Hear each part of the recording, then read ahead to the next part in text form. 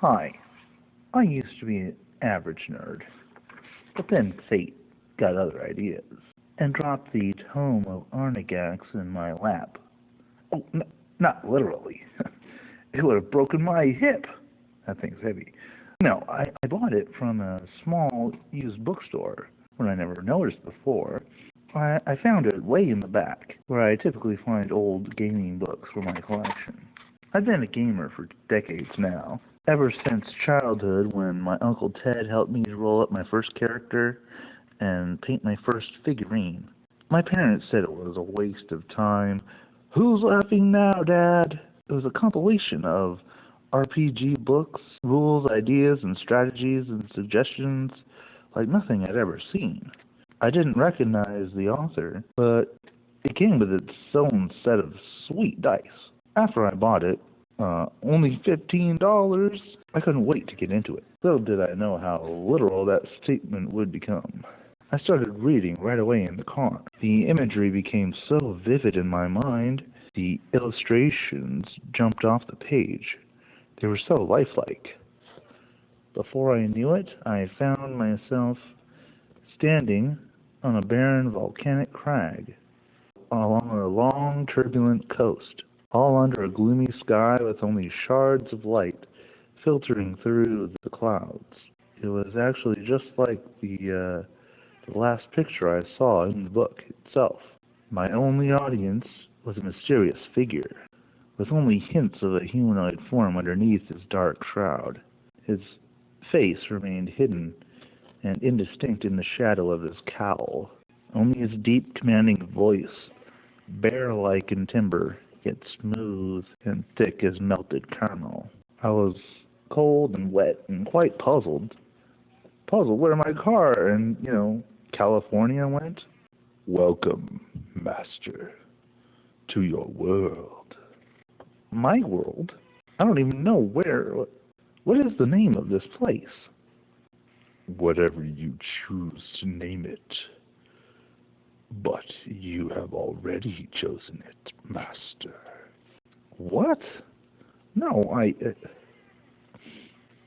Colthoron? My campaign world? But that's impossible. Whoa, a snail from a rock? Nothing is impossible for you here. You need only find the way. Yes, it's true. My first creation was a snail. I call him Shelley. You may have noticed him perched on my chair. Colthoron was the name of a world I had invented for a homebrew campaign back in my younger gaming days.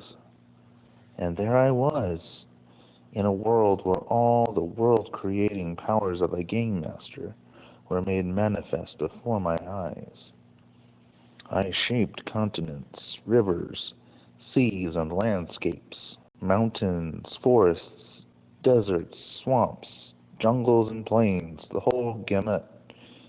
I populated with creatures and intelligent races, both mundane and exotic, some of my own personal design. The traditional fantasy races were represented, all in their places: elves in the woodlands, dwarves mining underground for minerals and gems, the halflings making their own way in the big world, gnomes tinkering and causing mischief where they can, and of course, humans running the overall show, having the biggest cities and the biggest stake in the universal struggle between good and evil. Brave knights and paladins fighting vampires and werewolves, wise spellcasters standing up to destructive dragons, and cunning rogues searching for a royal treasure to return to its rightful owners, and so on. These are the adventures I brought to life in my world. Allow me to give you a brief rundown of the powers that I wield. If you recall the dice that came with the Tome of Arnigax, they're not just dice. These platonic solids are powerful artifacts, which bestow the powers I wield within my world, and to a limited degree into Earth realm as well.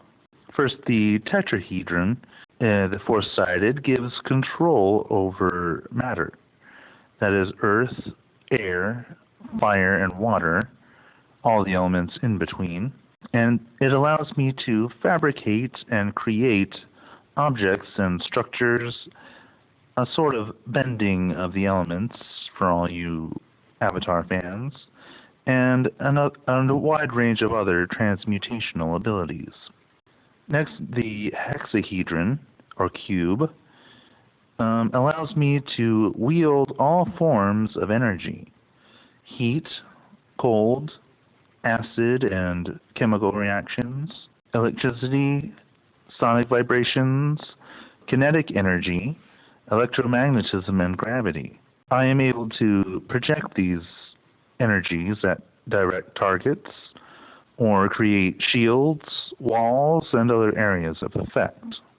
The octahedron, the eight-sided, makes me lord of time and space. I'm able to manipulate the flow of time, speed it up or slow it down. I can stop time or time travel in other ways. I'm able to teleport myself. I can summon or dismiss creatures, people, and objects from anywhere to anywhere. And I have several other abilities relating to the fabric that separates the different planes and dimensions of reality.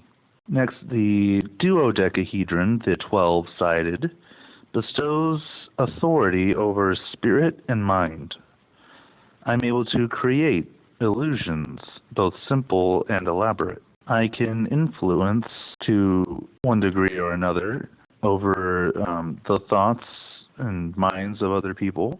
I am able to sense and perceive elements of reality beyond the average mortal capabilities. In short, it allows me to manifest my imagination in a wide variety of ways.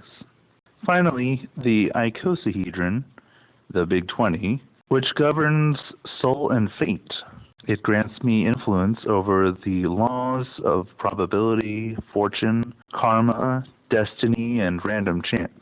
It gives narrative power to will events and results into being. Although there is this pesky whole balance of the scales kind of thing I have to keep in mind, it also gives me power over life force, life and death. I'm able to heal or harm with a touch. I am also granted access to character sheets. The character sheets that define everything and everyone. We all have them.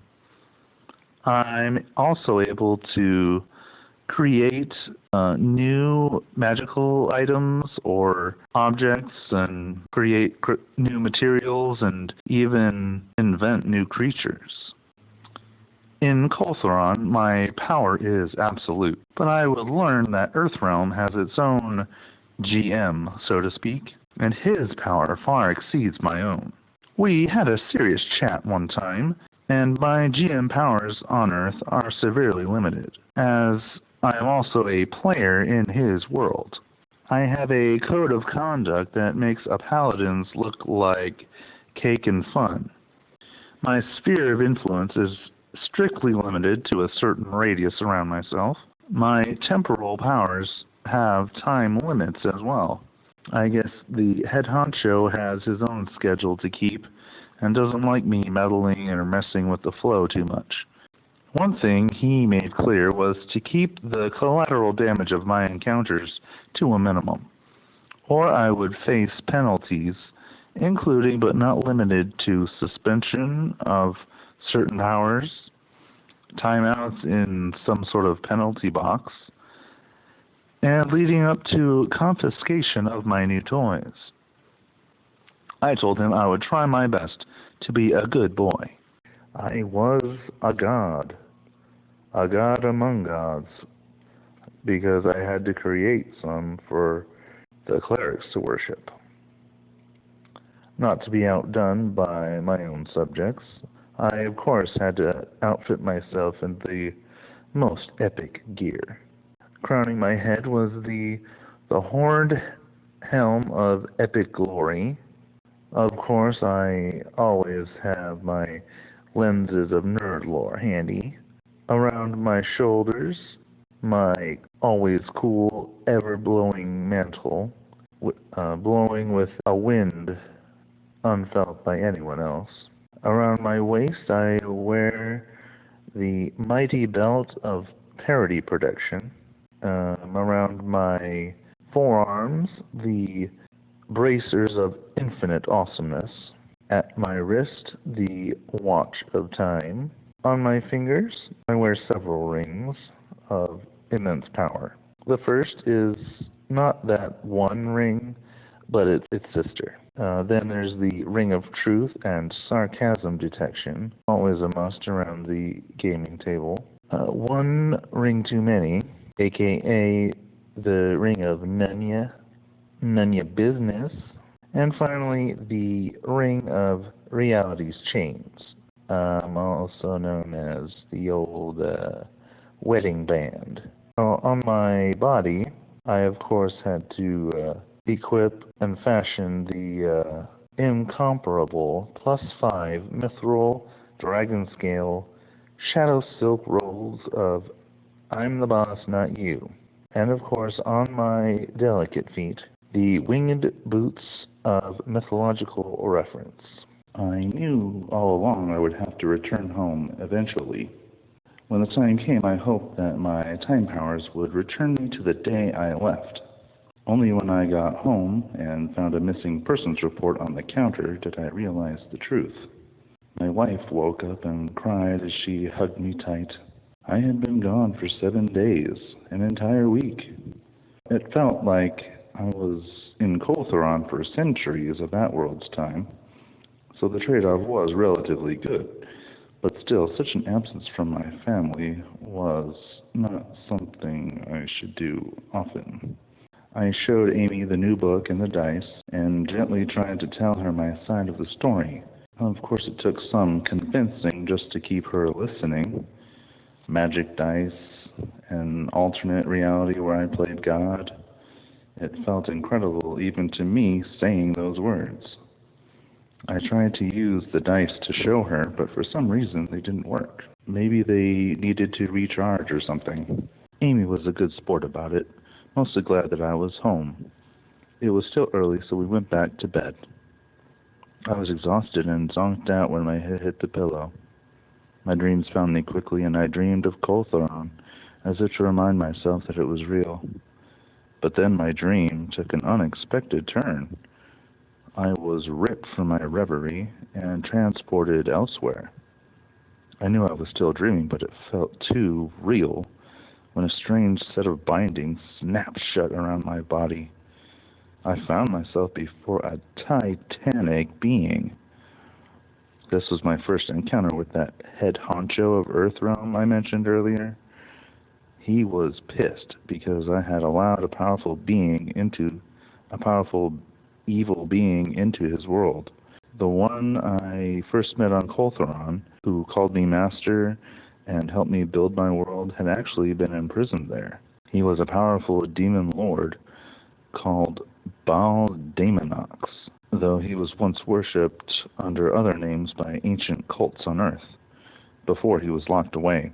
Already he was spreading his evil power in the world.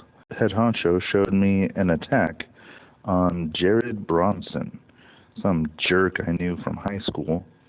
Apparently they had enough in common that Bhal Daemonox gave Jared a taste of true power and transformed him into a horrible monster. I was given a choice: to lose my world and all my powers for good, or to use them for good to fight and capture or destroy the demon lord Bhal Daemonox.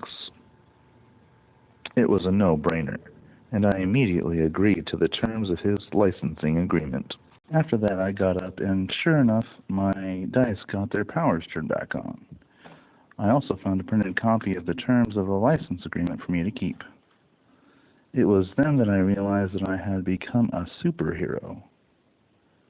A real-life superhero. I let my wife sleep and used that time to come up with a plan. For that is the true power of a game master. strategy, predicting outcomes, forming contingencies, and always staying several steps ahead of my opponent. I merely have the power now to handle a game with higher stakes. I have become the Game Master, with my part-time sidekick, the wife. Together, we will make the forces of evil cry and run home to mommy.